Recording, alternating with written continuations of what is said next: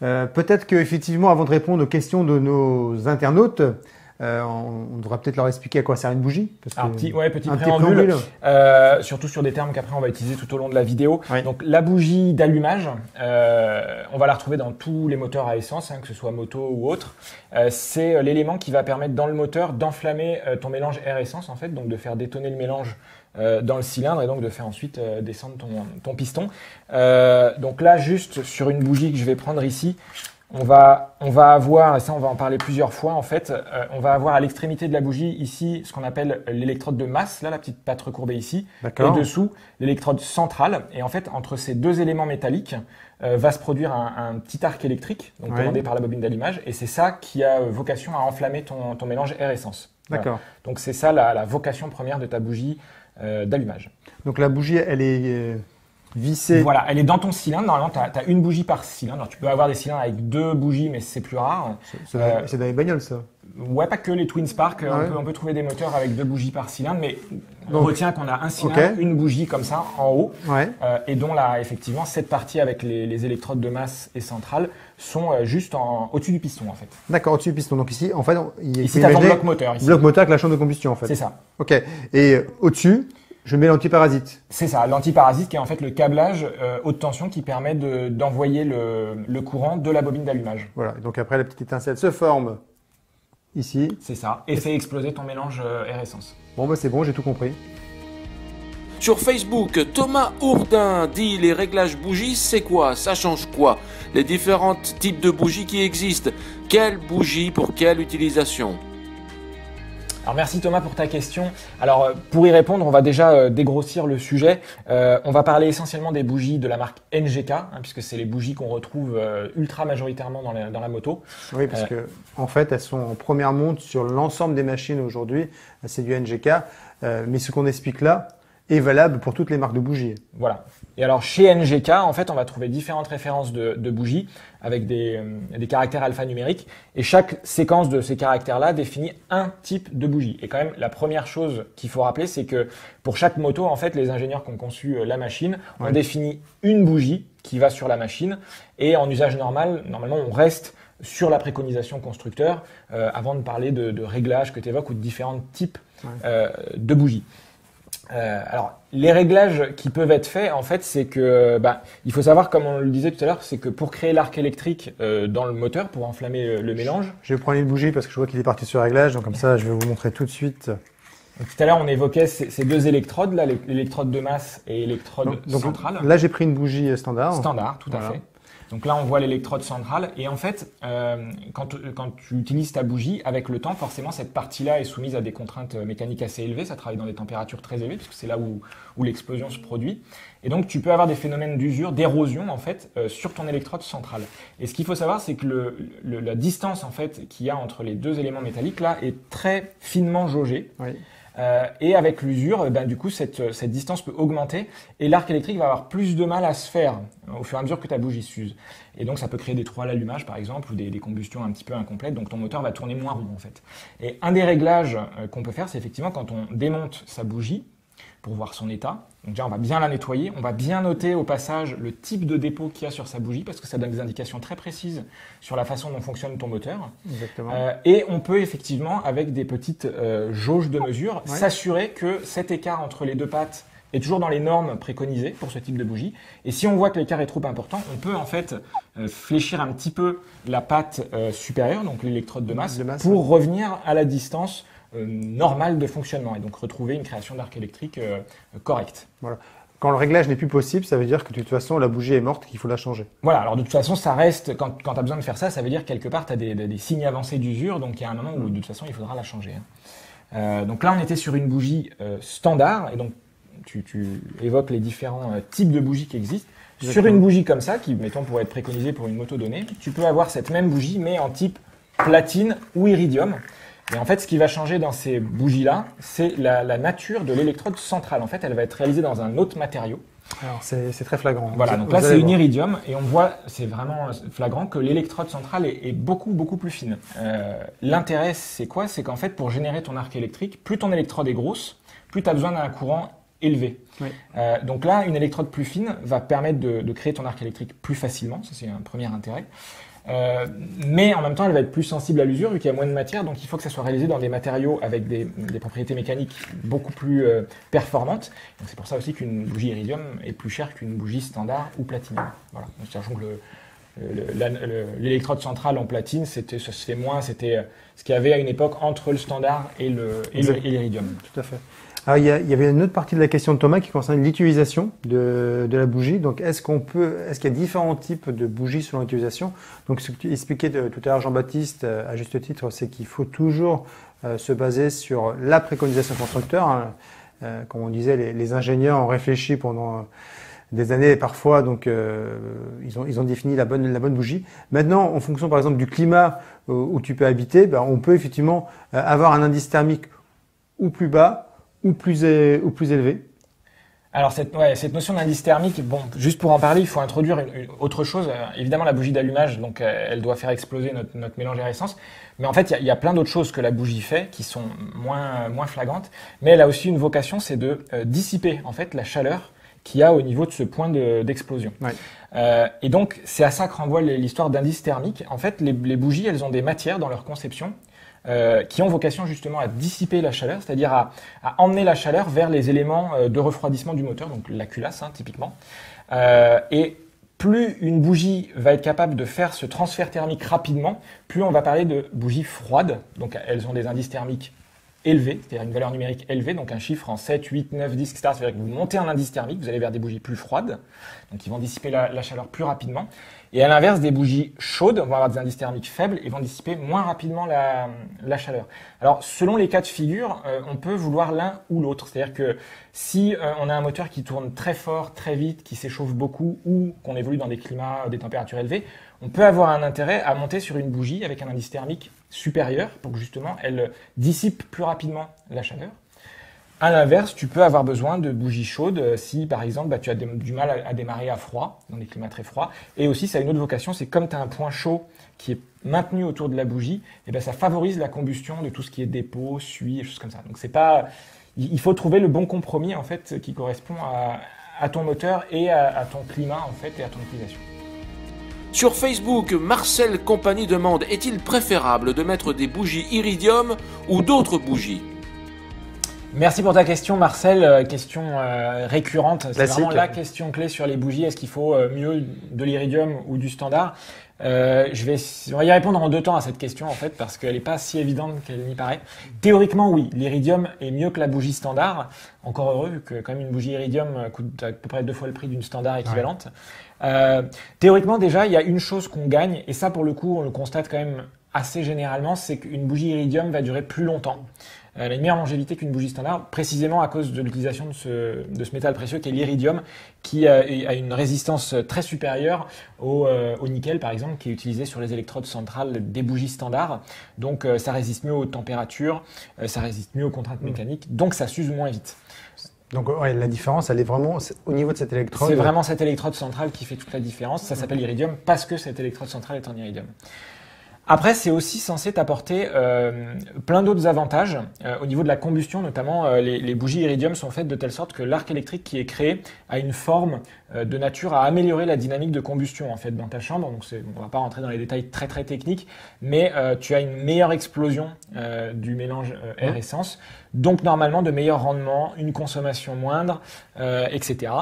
Là, pour le coup, on va nuancer un petit peu parce que l'expérience nous montre, alors celle de nos clients, mais aussi même celle que nous on a pu avoir. On a Bruno qui roule en sport classique ou même Michel avec Tazunda. Ouais.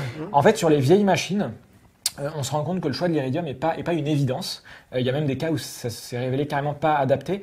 Par contre, c'est compliqué d'en tirer une règle générale parce que ce qui est en jeu varie beaucoup d'une machine à l'autre. Parfois, c'est parce que la carburation n'est pas adaptée. Parfois, c'est parce que la bobine d'allumage n'est pas adaptée. Mais voilà, en tout cas, il faut retenir, et de toute façon, vous le verrez bien dans les retours de tout un tas de monde, il y a des gens pour qui l'iridium n'est pas le bon choix et on revient au standard. Ouais. Oui, c'est clair que moi, par exemple, dans mon cas avec la Zundap, donc c'était une vieille machine, c'est une machine de 78. Très rapidement, en tout cas, à Limoges, on a claqué notre bougie iridium et un mécano qui était sur place, qui était Stéphane, nous a tout de suite dit non, une bougie iridium, c'est pas fait pour ce type de machine, c'est un vieux de temps et donc ça ne supportera pas. Et effectivement, les bougies claquaient. Et alors qu'avec une bougie ordinaire, standard, j'ai donc pas eu ce type de problème. Donc je pensais bien faire en mettant une iridium, mais au final, c'était pas le bon choix. Voilà. Et ça, c'est vrai quand même plus pour les machines anciennes, parce que les moteurs récents, pour le coup, sont d'ailleurs de plus en plus en monde d'origine avec des bougies iridium. Et ce qui est vrai, c'est que malgré tout, les bougies iridium sont quand même vraiment bien adapté à des moteurs qui fonctionnent à des régimes élevés, à des taux de compression élevés, avec des mélanges assez pauvres et des températures élevées. Donc voilà. C'est vrai que mes 2 KTM, par exemple, qui sont des machines récentes, sont en iridium d'origine. Voilà. Bon, après une KTM, c'est vrai que tout le monde sait que c'est performant, quoi. Sur Facebook, Mickaël Deminier demande « Vaut-il mieux changer toutes les bougies en même temps ?» Oui, Mickaël, c'est évidemment préférable de changer toutes tes bougies en même temps dès lors que tu as un bicylindre ou plus, 2, 3, 4 cylindres et plus. Tout simplement parce que l'usure de tes bougies est censée être similaire.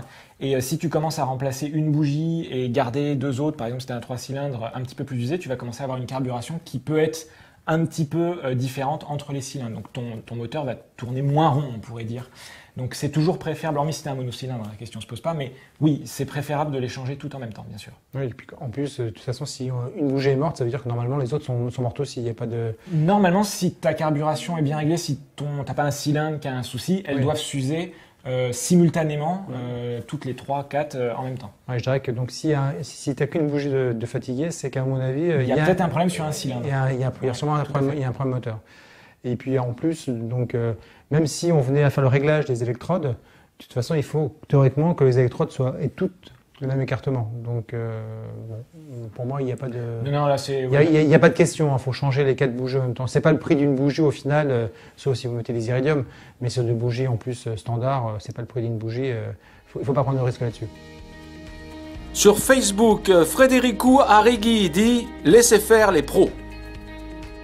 Merci Frédéricou pour ta remarque en tout cas.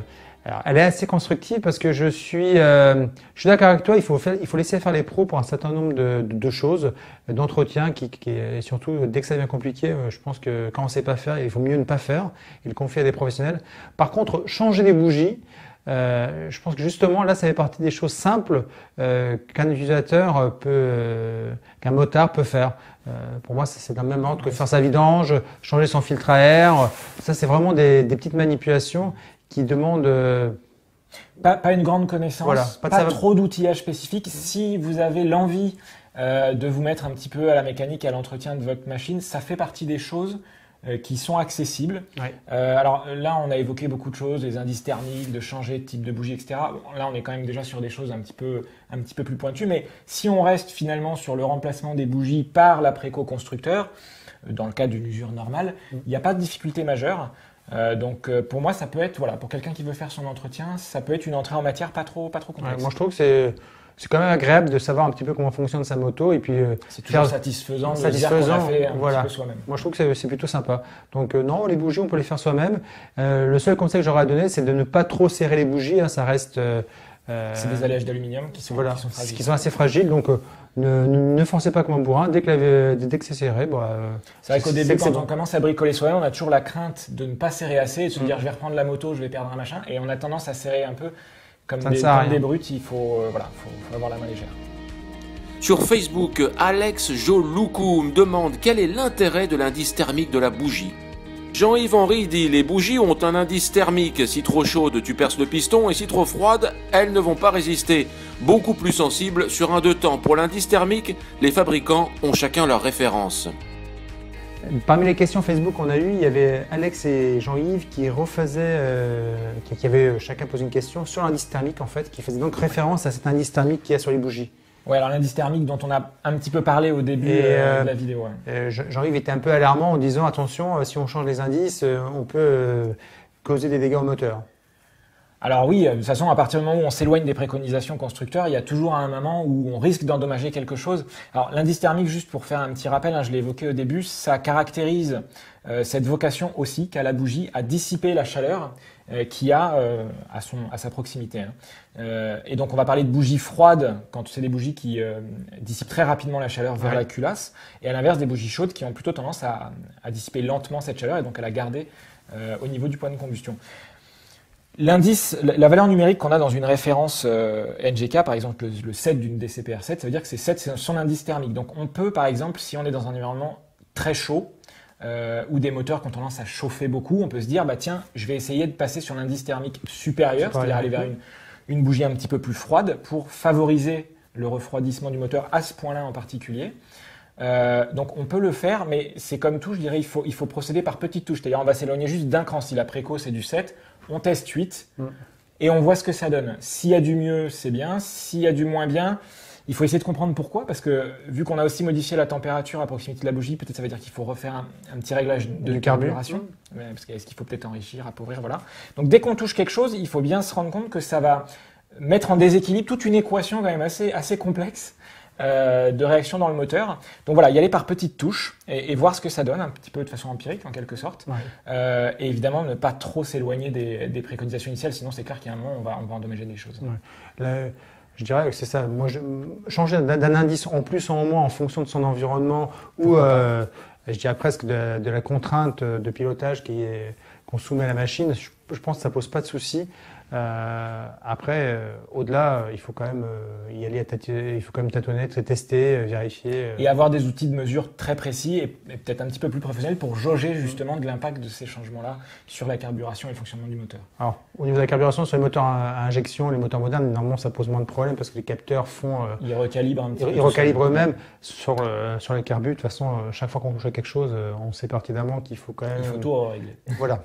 Il faut ajuster le mélange air essence. Sur Facebook, Francesco l'homme demande: bonjour, quelle bougie monter sur mon Road King 1450 injection de 1999 et quel prix? Merci. Merci Francesco pour cette petite question très concrète. Donc sur un Harley Davidson. Enfin une question simple. Merci. Quelle bougie mettre sur un Harley Davidson, donc un Road King de 99. On était en 1450 à l'époque. Alors modèle injection, tu précises, tu fais bien de le préciser parce que c'est vrai qu'on était dans les années où ça commençait à tourner. Et ben c'est très bien. Donc deux choix possibles pour toi. Hein, ça illustre bien tout le discours qu'on a eu avant. Soit de la bougie standard, tu vas être en DCPR7E. Donc c'est ce type de bougie. Soit si tu as envie de tenter l'expérience Iridium, ce qui pour moi sur une Harley n'a pas d'intérêt.